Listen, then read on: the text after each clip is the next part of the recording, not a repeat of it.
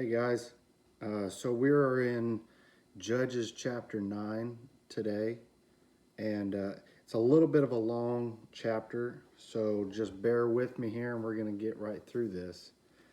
Um, so let's just dive right in right now, and we'll read a little bit, and then I'm going to talk to you about what I got from it, what my understanding is of it, and yeah, we'll just start right there. And I'm going to go ahead and dive right in here and get started reading in chapter 9. And Abimelech, the son of Jerubbaal, went to Shechem unto his mother's brethren, and communed with them, and with all the family of the house of his mother's father, saying, Speak, I pray you, in the ears of all the men of Shechem, whether is better for you, either that all the sons of Jerubbaal, which are 60 persons, reign over you, or that one reign over you. Remember also that I am your bone and your flesh. And his mother's brethren spake of him in the ears of all the men of Shechem all these words. And their hearts inclined to follow Abimelech, for they said, He is our brother. And they gave him 60 pieces of silver out of the house of Baal-berith, wherewith Abimelech hired vain and light persons which followed him. And vain and light is, that's just another way of saying worthless, just worthless people. And he went unto his father's house at Ophrah, and slew his brethren, the sons of Jerubbaal, being 60 persons upon one stone. Notwithstanding yet Jotham, the youngest son of Jerubbaal, was left, for he hid himself. And all the men of Shechem gathered together, and all the houses, and all the house of Milo, and went and made Abimelech the king by the plain of the pillar that was in Shechem. And when they told it to Jotham, he went and stood in the top of the mount Gerizim, and lifted up his voice, and he cried and said unto them, Hearken unto me, ye men of Shechem, that God may hearken unto you. The trees went forth on a time to anoint a king over them. And they said unto the olive tree, this is him going into a fable. And they said unto the olive tree, Reign thou over us. But the olive tree said unto them, Should I leave my fatness wherewith by me they honor God and man, and go to be promoted over the trees? And the tree said to the fig tree, Come now and reign over us. But the fig tree said unto them, Should I forsake my sweetness and my good fruit, and go to be promoted over the trees? And then said the trees unto the vine, Come thou and reign over us. And the vine said unto them, Should I leave my wine, which cheereth God and man, and go to be promoted over the trees? Then said all the trees unto the bramble, Come thou and reign over us.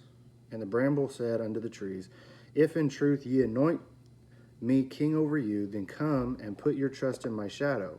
If not, let fire come out of the bramble and devour the cedars of Lebanon. Now therefore, if ye have truly and sincerely now therefore, if ye have done truly and sincerely in that ye have made Abimelech king, and if ye have dealt with Jerubbaal and his house, and have done unto him according to the deserving of his hands, for my father Gideon fought for you and adventured his life far, and delivered you out of the hand of Midian. And you are risen up against my father's house this day, and slain his sons 60 persons upon one stone, and have made Abimelech the son of his maidservant king over the men of Shechem, because he is your brother. If ye then have dealt truly and sincerely with Jerubbaal and with his house this day, then rejoice ye in Abimelech, and let him also rejoice in you. But if not, let fire come out from Abimelech, and devour the men of Shechem and the house of Milo. And let fire come out from the men of Shechem and from the house of Milo, and devour Abimelech. And Jotham ran away and fled, and went to Beer, and dwelt there for fear of Abimelech his brother. Now, from what I get from that section there, that's just verse 1 through 21. What I get from that there is, this is what we get when we take our own will into our own hands, right? The the hard thing about being a Christian is that we do have free will to make the decisions that we want to make. Whether or not we make good decisions or bad decisions, is up to us.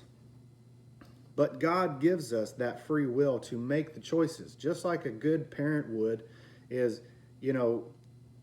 We will kindly, and maybe not so kindly sometimes, but redirect our kids to not do this or not do that, or they want to touch a hot stove, but you tell them no, that's hot, and then they touch it anyway. We have our free will to do as we please. Doesn't always mean that it's the right decision.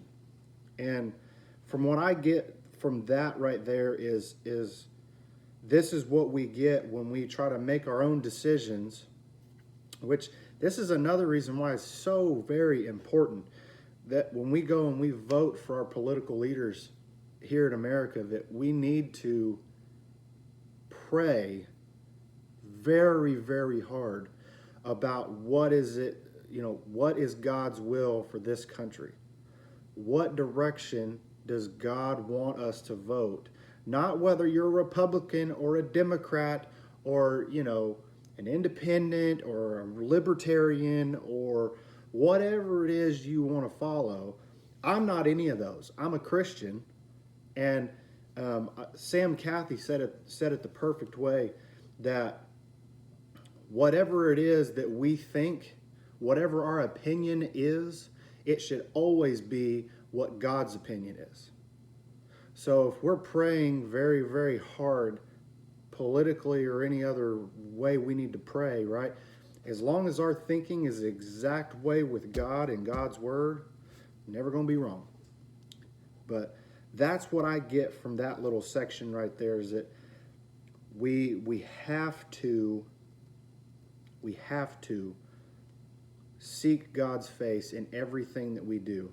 Because, even here, all the brothers wanted Abimilech to be king, and then he shows up at their house and kills them all, except for the youngest brother. So, but I have a feeling that we're going to see something crazy by the end of this chapter with Abimilech and the house of Shechem. And the men of Shechem, So we're going to keep reading here. And let's not forget here in verse 4, out of the house of Baal-berith, where this is, if you look back to chapter 8, chapter 8, verse 33, it says, "And it came to pass as soon as Gideon was dead, that the children of Israel turned again and went to whoring after Baalim, and made Baal-berith their god." So let's jump back to verse 4, chapter 9. "And they gave him 70 pieces of silver out of the house of Baal-berith." That's not good. If they're worshiping this Baal-berith god and then giving Abimilech money from Baal-berith, that's not good. That's a bad sign right there. So let's continue reading here in verse 22. "When Abimmelech had reigned 3 years over Israel, then God sent an evil spirit between Abimmelech and the men of Shechem. And the men of Shechem dealt treacherously with Abimmelech, that the cruelty done to the 70 sons of Jerubbaal might come, and their blood be laid upon Abimmelech their brother, which slew them, and upon the men of Shechem, which aided him in the killing of his brethren." Keep that in mind. "When the men of Shechem set liars in wait," that is, liars in wait's another word for ambush. "Liars in wait for him in the top of the mountains, they robbed all that came along that way by them. And it was told Abimmelech, and Gaal, the son of Ebed, came with his brethren and went over Shechem. And the men of Shechem put their confidence in him. And they went out into the fields, and gathered their vineyards, and trod the grapes, and made merry, and went into the house of their God, and did eat and drink, and cursed Abimmelech. And Gaal, the son of Ebed, said, Who is Abimmelech, and who is Shechem, that we should serve? That we should serve him. Is not he the son of Jerubbaal, and Zebul his officer? serve the men of Hamor, the father of Shechem? For why should we serve him? And and would to God this people were under my hand, then would I remove Abimelech. And he said to Abimilech, increase thine army and come out. And then Zebul, the ruler of the city, heard the words of Gaal, the son of Ebed. His anger was kindled, and he sent messengers unto Abimelech privily, saying, behold, Gaal, the son of Ebed, and his son and his brethren be come to Shechem, and behold, they fortify the city against thee. Now therefore, up by night, thou and the people that is with thee, and lie in wait in the field. And it shall be that in the morning, as soon as the sun is up, thou shalt rise early and set upon the city. And behold, when he and the people that is with him come out against thee, then mayest thou do to them as thou shalt find occasion. And Abimelech rose up, and all the people that were with him by night, and they laid wait against Shechem in 4 companies. And Gaal, the son of Ebed, went out and stood in the entering of the gate of the city. And Abimelech rose up, and the people were with him from lying in wait. And Gaal saw the people. He said to Zebul, behold, there come people down from the top of the mountains. And Zebul said unto him, thou seest the shadow of the mountains as if they were men. And Gaal spake again and said, see, there come people down from the middle of the land. Another company come along by the plain of Meonanim. Then said Zebul unto him, where is not now thy mouth? Where is with thou saidst, who is Abimelech that we should serve him? Is this not this people that thou hast despised? Go out, I pray now, and fight with them. And Gaal went out before the men of Shechem and fought Abimelech. And Abimelech chased him, and he fled before him, and many were overthrown and wounded, even unto the entering of the gate. And Abimelech dwelt at Aramah, and Zebul thrust out Gaal and his brethren, that they should not dwell in Shechem.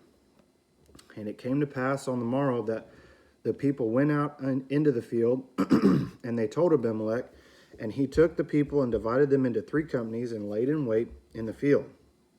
And looked, and behold, the people were come forth out of the city, and he rose up against them and smote them,